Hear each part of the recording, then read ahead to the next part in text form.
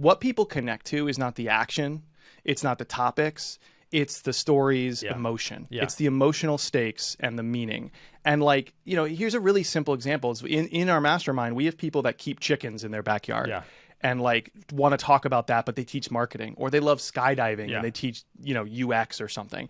And what you see is this delineation between chatting with them as people and them lighting up about the things they love. And then their content feeling really generic, very commodity stuff that anybody could have created. And it doesn't take much to just like scoop a little dollop, tiny little bit of like, so you were doing this thing with a chicken the other day, and that made you realize something, which, that kind of sounds like marketing. And as long as you go further, it's a paradox.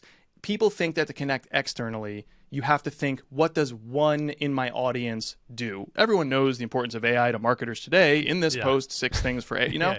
People, they speak in general, broad terms because they're thinking about what do they want to hear from me? Or what does one do in this scenario? And I'll teach to that.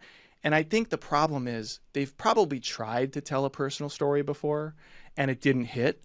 And so they retreat to the general. And my thing, the paradox is to connect deeper externally, you actually have to go deeper internally.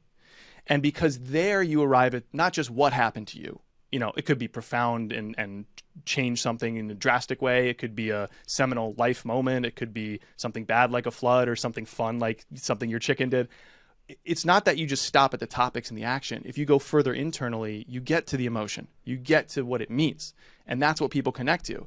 And if you don't believe me, think about Ted Lasso, right? A lot of people don't care about soccer. A lot of people don't care about sports. But that show, very famously, is about kindness and it's about people evolving.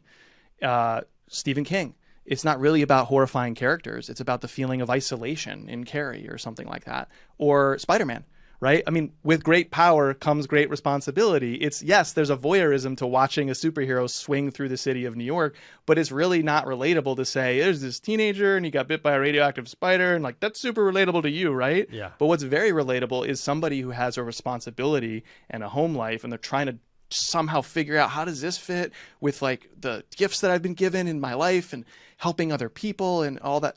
Profoundly relatable. So like people in the arts seem to get this and people in the business world ought to catch up because the alternative is you just stay on the hamster wheel and keep churning out, you know, forgettable things where nothing is working. So you got to do more. Here's something that made me think of, because I think another thing that trips people up when they're going from personal to business is they either haven't mastered the art of the segue or they feel really uncomfortable by being like, hard pivot.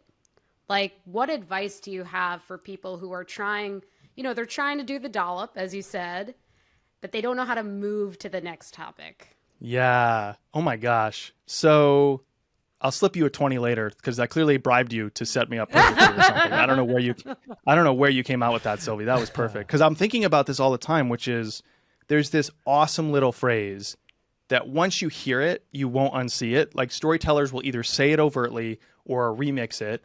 You know, really great storytellers omit it, but it's implied, but it's always there. So the phrase is, to your point, I'm making that pivot.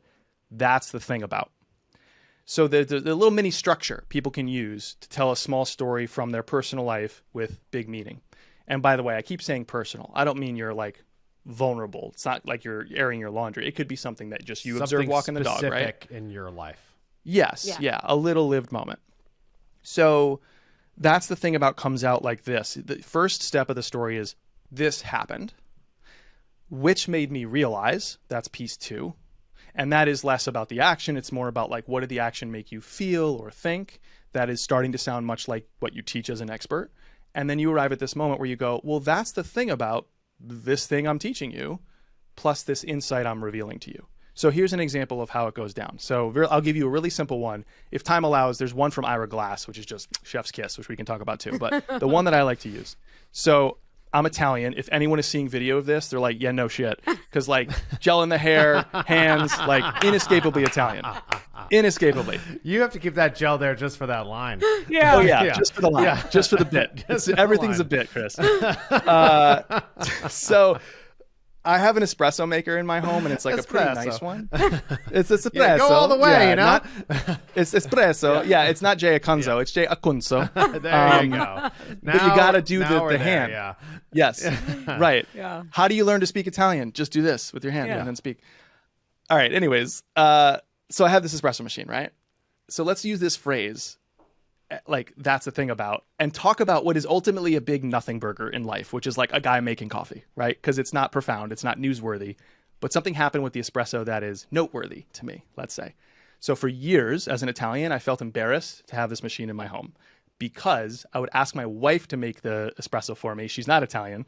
And I would be like afraid of making it myself. Like I'd never made one. She had a beautiful one that she added to our home when we got married. I'm excited about that. I love drinking it. I was afraid to make espresso. Chris, it's insane. Yes. And so if you fast forward to today, however, I make it almost every day. So what changed? I tried making it once. All right, let's break there. So all I did was say, this happened. Right. And as you do it more and more, you get good with the details, and hopefully that's somewhat entertaining. And there's like a question on your mind that you want me to keep talking. That's not a teachable moment. That's not relevant to the work that I want to share with the world or my audience or something like that. It's just this happened. Tiny little moment, nothing profound, which made me realize, okay, so now I made it once, that one time. And that made me realize, oh, I actually was not afraid of making espresso this whole time for years. I thought I was afraid of espresso and making espresso or the machine. I was actually just afraid of something unknown. Because once you make it, you're like, this isn't that hard. And even when you mess it up, you're like, that wasn't that big a deal.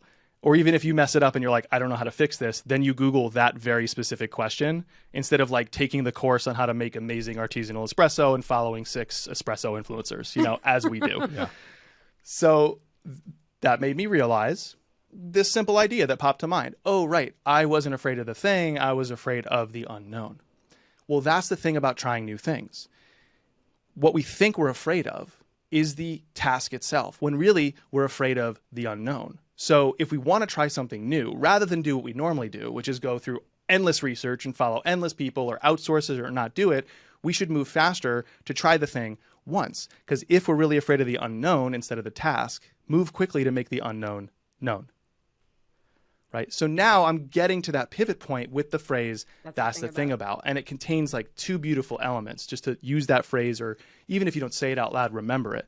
That's the thing about. So now you move from the world of you to the world of us, me and the audience together. I'm trying to teach you something. That's a forcing function. And then it also forces you to arrive at an insight, something insightful, which is much more valuable to the audience than just something informational. That's pulled from your personal perspective, right? Because like you're on the hook now for coming up, well, what's the thing about? And like the best part of all this is you can tell a story about literally anything and then use that little hinge, that little pivot point, right? Like I think about like the espresso thing is nothing. The Matrix, right? Like it's not a literal story. Like what the Matrix wasn't saying was, well, that's the thing about society. Robots are going to imprison humans and use us all as batteries. No, that's not what the thing about the Matrix was. They were using it as an allegory. That's the thing about society. What we think is reality is just a collection of systems that people in power put in place to keep us compliant and to keep them in power, right? So that's a really big macro level example, or you can use a really, I feel really like small I just thing that took the happened red to you. pill. The red pill or the blue pill? Which one did he take? I don't know. Do you know Kung Fu also? Oh, yeah. I know Kung Fu.